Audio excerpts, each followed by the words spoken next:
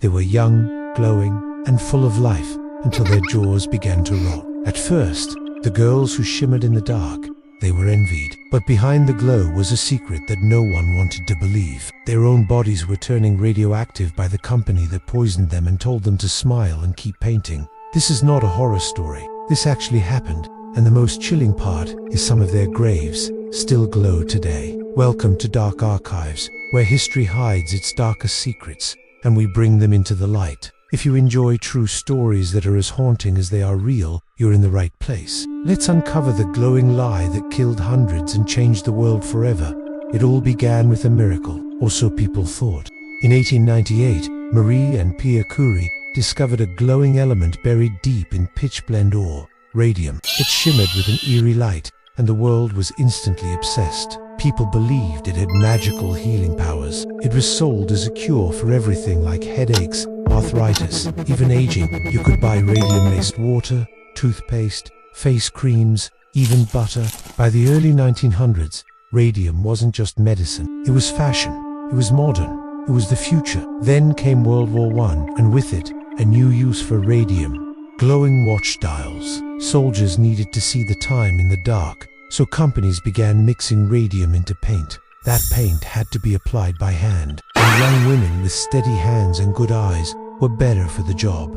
Thousands of girls were hired to work in dial painting factories across the US. They were proud. The work was easy, the pay was great, and the paint glowed. Some of the girls would paint their nails, their teeth, even their faces, before going out at night. They were nicknamed the Ghost Girls, because they literally sparkled in the dark.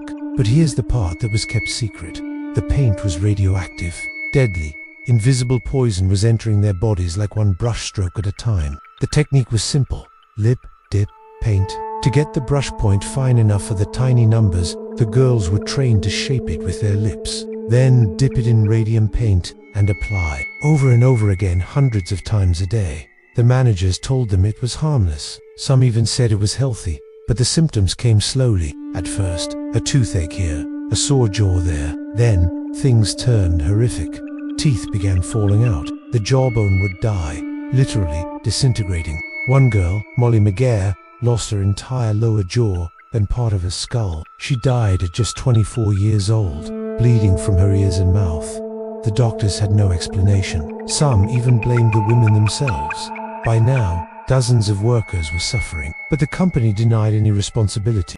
Even worse, it paid off scientists and doctors to say radium was safe. After all, profits were still glowing. But one woman refused to be silenced: Grace Fryer. She was strong, determined, and angry. Her body was failing, her teeth gone, spine damaged, but her will was untouched. She searched for years to find a lawyer brave enough to take her case. And in 1927, she filed a lawsuit against the United States Radium Corporation, joined by 4 other dying women. They were mocked, attacked in the press. But the truth couldn't stay hidden forever.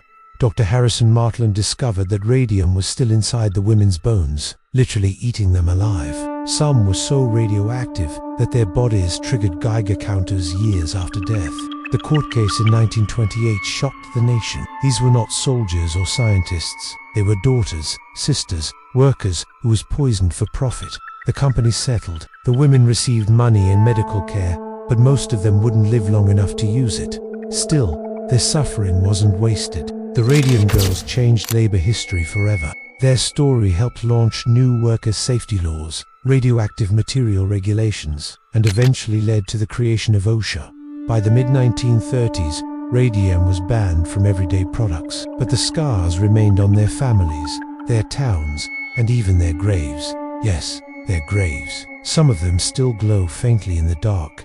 Over a century later, they were painted in silence. They glowed with pride, and they died for a lie. But in the end, they lit the way for truth. If this story gripped you, there's more waiting in the shadows. Subscribe to Dark Archives for haunting true stories that history tried to bury. Leave a comment if you believe the Radium Girls deserve more recognition, and share this to keep their memory glowing. Until next time, stay curious and stay cautious, because sometimes the brightest light hides the darkest secrets.